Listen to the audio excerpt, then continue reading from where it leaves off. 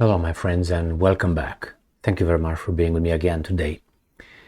The daily update of the Ukrainian front coming from the Ukrainian side and the Russian side. Keep in mind that both sides will be exaggerating and picking and choosing how they're going to provide us with the news. So I'm going to start with the Ukrainians first.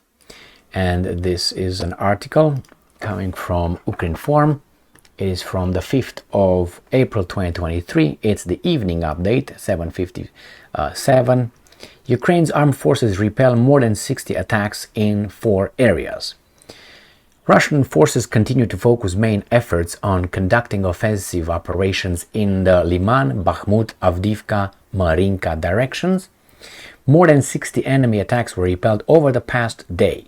And here is the Russian article here. They go by the map, like a map here, and they have all kind of bullets with different significance. So the blue ones are the Ukrainians' attacks, usually bombardments. The yellow ones here are where the Russians are downing a drone or a helicopter or an aircraft.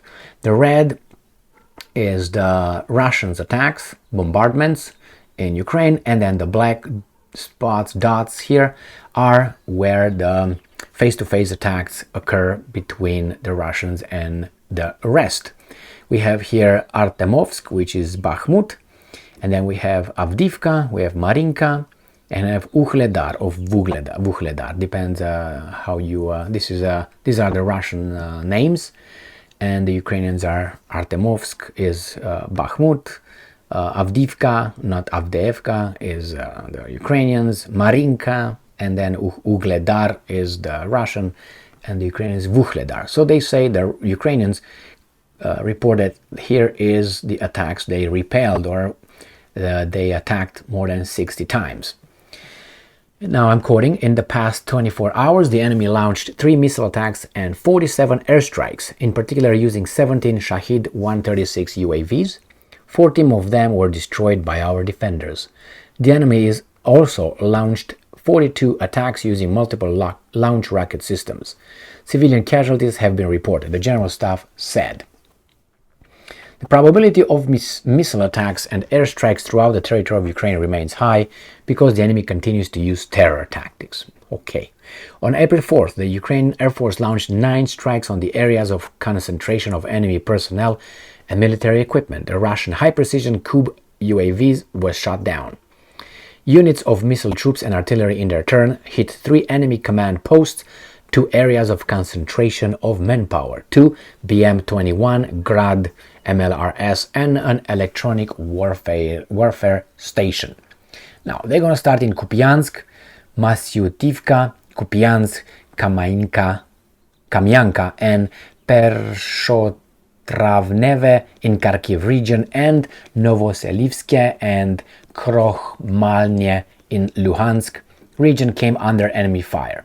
I haven't covered this situation since I was on my little trip, and I gotta tell you that these names some names that I just read were unknown to me last time when I did this, which was about a week and a half or so, I remember, 2 weeks. That tells me that the front moves in a certain kind of direction, or at least the Russians are hitting deeper in Ukraine.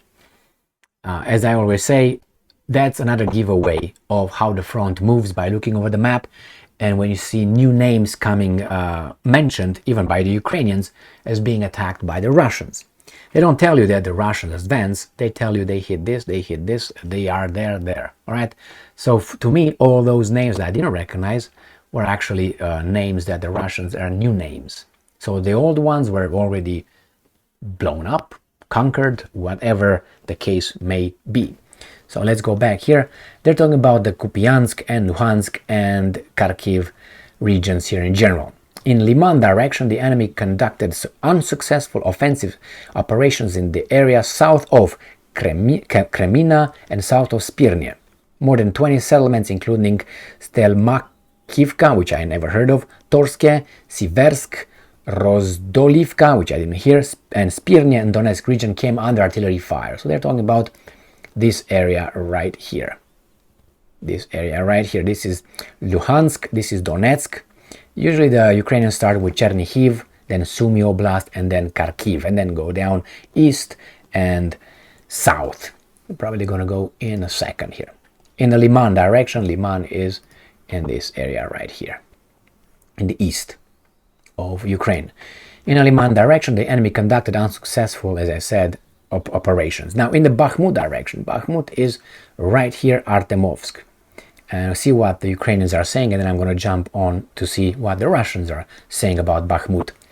In the Bakhmut direction, the enemy is attempting to take full control of Bakhmut. So they don't have full control, but they're there and continues to storm it. In addition, the occupiers carried out unsuccessful offensive operations in the area of Avdiivka and in Donetsk region.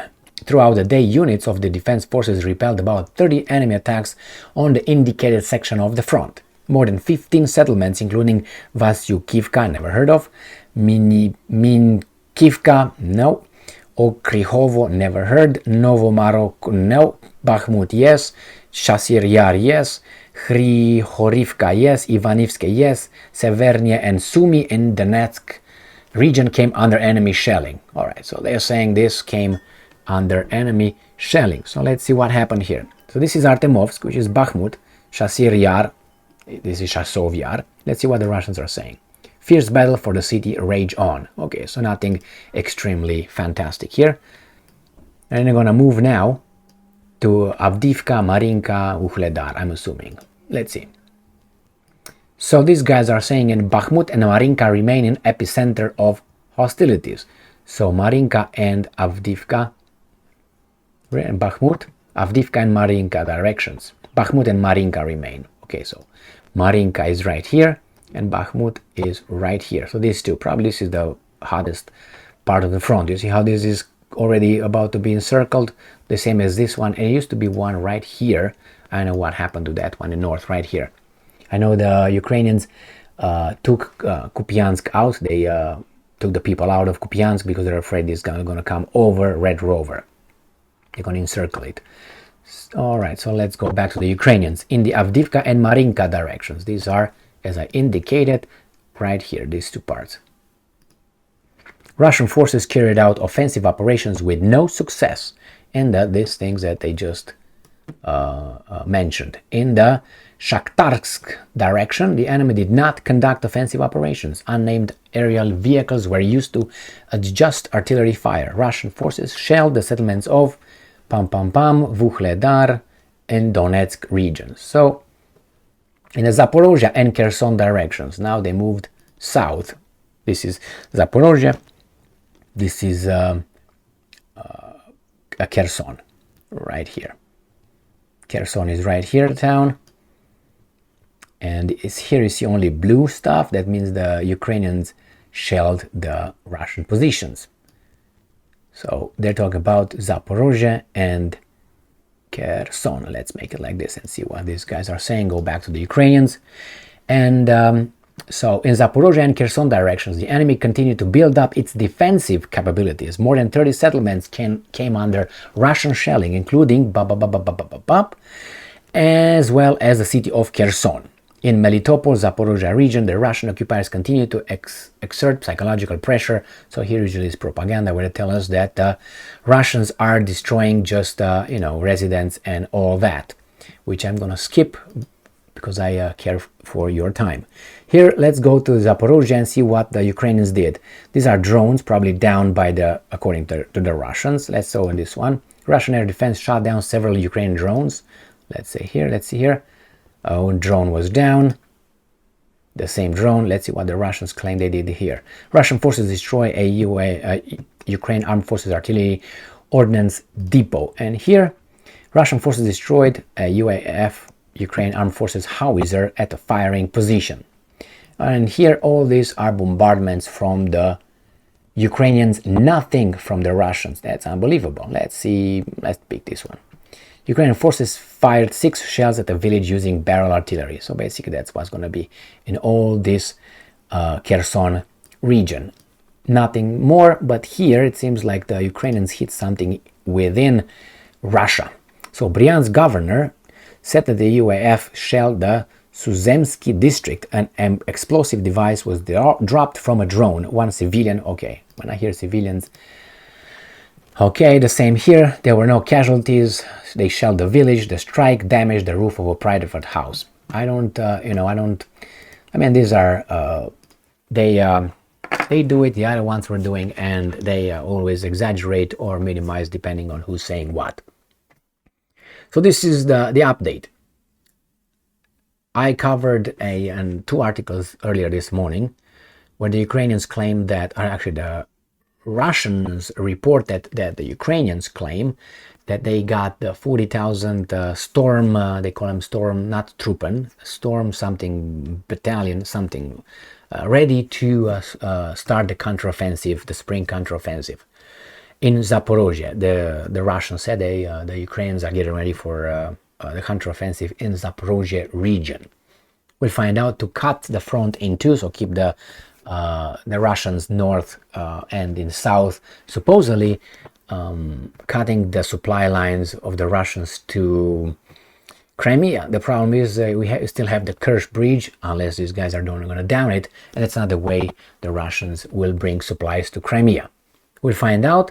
And I also covered another article coming from the Ukrainians stating that the Russians have 15 vessels in the Black Sea ready with 40 caliber missiles on standby, including 2 submarines carrying caliber cruise missiles. And that tells me, and tells everybody else who paid attention a little bit, that the Russians are ready for a new massive missile attack, if they still have missiles. Well, we've been hearing that they didn't have missiles, or they were running very, very low since, I think, April 2022. So it's been a year already, and these guys are still having them somehow. Yeah, thank you very much for being with me again today. Stay strong, stay smart, look for the truth, and be just.